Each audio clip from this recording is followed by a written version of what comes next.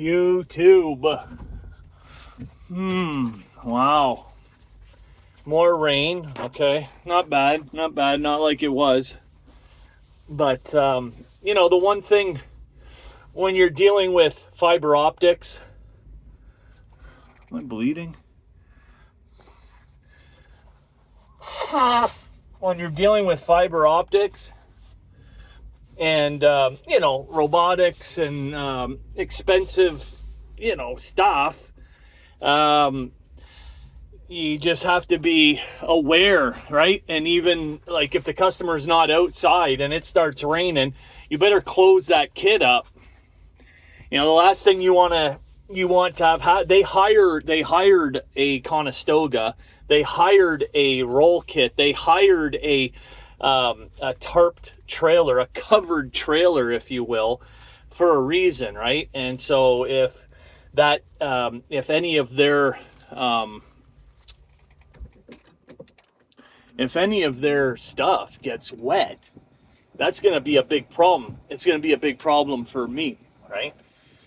So close the kit up. Let's hope that it passes. If it doesn't pass and typically 20 minutes, half hour goes by, they're going to start to look for alternate arrangements to get me unloaded, meaning they could have me back in somewhere, right? Obviously, they're unloading me outside because there's not really a good place for me to back in.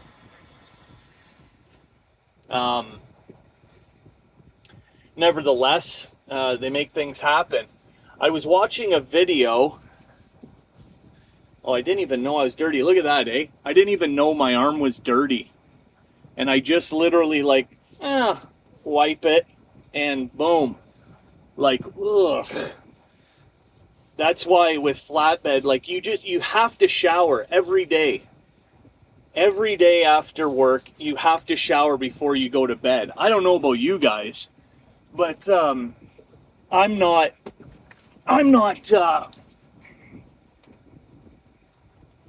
going to bed.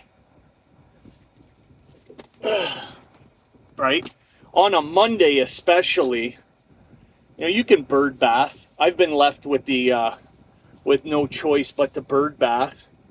And that'll do in a pinch, but not on a Monday when all my bedding is brand new, clean, fresh and so clean. And anyways, let me fire this thing up here. So I'm watching a video and he's talking about, he's pulling a reefer and he's talking about, hey, I want to make this video because there's this, in the reviews of this place, it talks about how difficult it is to get in and out of here and blah, blah, blah. And he said, and a lot of people comment saying, oh, it's not that bad. And he said, so I'm just waiting for my bills and I wanted to come on and do a live and I wanted to show you guys this driver backing in and how difficult it is, right? And so I thought, oh, cool. So he's talking a little bit and he's like, oh, I hope a couple people come in, and then he looks in his mirror and he says, wow, that can't be that can't be my bills already. And sure as shit, it was his bills, right? And he goes, oh, I'm gonna have to get out, you know, I can't make the video now. He was surprised how quick it was with the bills. Now, having ran reefer, right, before for many years, having pulled a reefer, I wasn't surprised at all.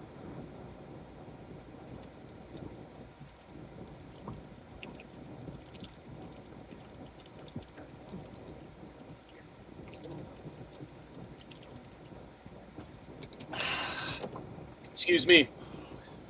Typically in a place that's that tight, limited space, right? Limited dock, limited space, whatever. They're getting you in. That's the bonus of going to these little places. If there is a positive, if there is an upside to having to squeeze your ass, right, into these places, and, you know, hopefully you've got experience, because if you're a new driver, Lord knows it's your worst nightmare, right? Your absolute worst nightmare at some of these places. And where was he? Oh, he's in Florida somewhere. He was in Florida somewhere. Good luck getting out of Florida, right? Especially with a reefer. Good luck getting out of Florida. You'll probably be deadheading to frickin' Georgia or some shit. Anyways, but he was an experienced driver. He's he'd been driving for many years.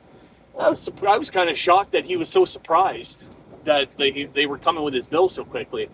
Anyways, I was watching another video, and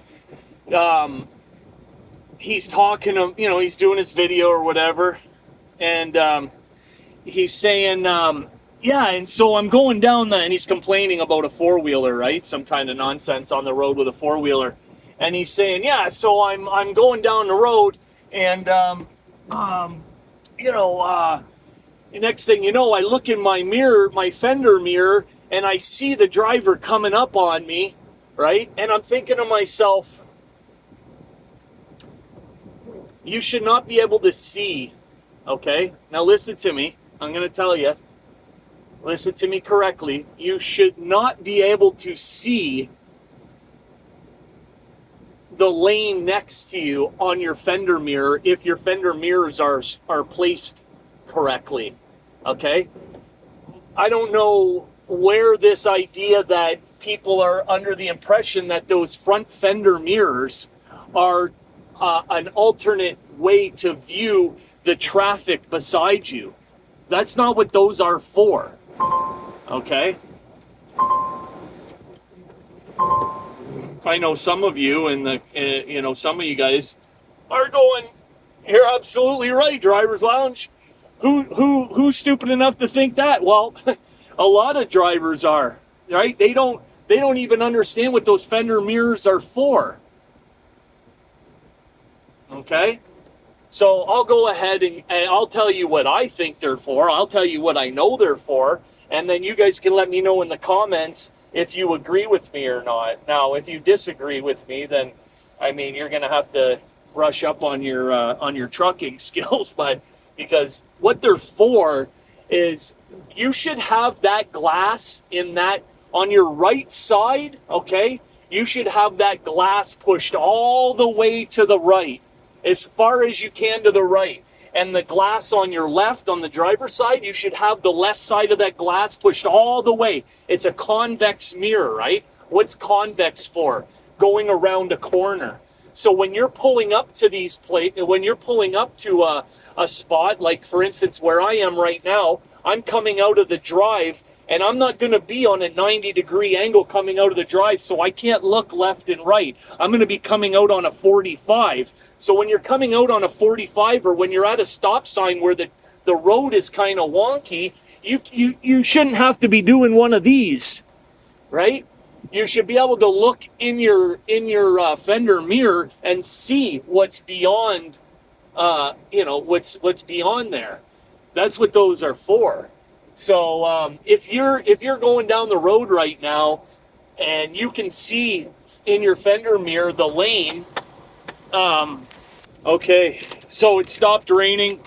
I had to pause the video and get back out there and finish the job, right? So, I mean, yeah, I was speaking about the fender mirrors. Now, I mean, set your mirrors up however you like them, I suppose.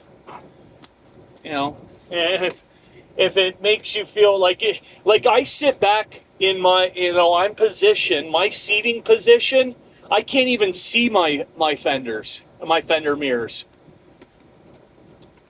Right? This is me going down the road. I can't see my fender mirrors. So, if you're like up here like this, and you would prefer to use your fender mirrors as your lane as lane changing, or whatever you want to call it, I wouldn't advise it, right? I wouldn't advise it. I would say that there's definitively a blind spot. If you want to use a combined, the convex mirror on your door and the fender mirror, like a combination, I've heard of people doing that, but unequivocally, without a doubt, under no uncertain terms, was that fender mirror designed and put there for any other reason other than to see around a corner. That's what it's there for. To give the driver the ability to see beyond his bunk when trying to navigate around a turn, or as you're merging into a lane, right? Like right here, I'll be having to enter the roadway. I'm going to hit the lane of traffic I'm going to hit is the oncoming lane first. And then I'm going to have to cross over and get going with my traffic, if that makes any sense. So I can certainly see what's coming towards me. I can't see what's behind me. And so those mirrors come in handy. And I guess it's rather serendipitous because I've been using these fender mirrors quite a bit in the last few days, like last week, at the end of last week, and then of course today, because of the job that I'm on, and they've been coming in quite handy. So just a little bit of tidbit. Let me know if you agree or not. And I'm going to try and put out a video every day this week. It's Monday right now. It's 2:30. Typically, I like to drop these videos in first thing in the morning. But I'm going to go ahead. I was just busy, right? I started my day at 2 a.m. And here we are at 2:30 in the afternoon, or 14:30 for those military that do military time. So yeah, so here we are, and I guess that's it for today. Let me know what you think. Let me know how you're doing. Let me know what's going on. I noticed I've dropped a few subscribers, a handful.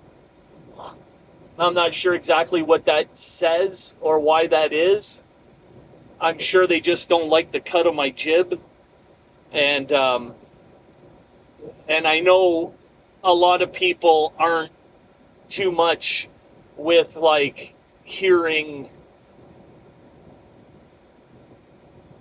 opinions and truth, and you know, when you get hit with truth right between the eyes, it's not always like, you don't always want to hear it, right? And the last thing you want to do is be reminded of all of the bullshit that you got going on in your life, I suppose. And I don't want this channel to be about that, right?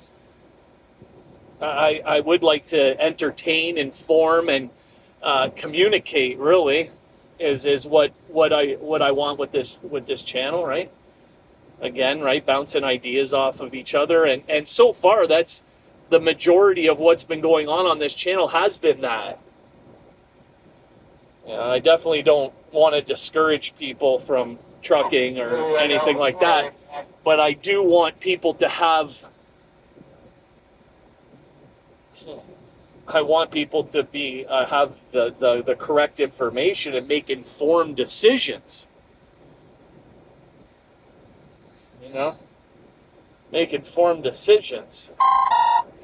Anyways, I got my boss calling me, so driver's lounge over and out.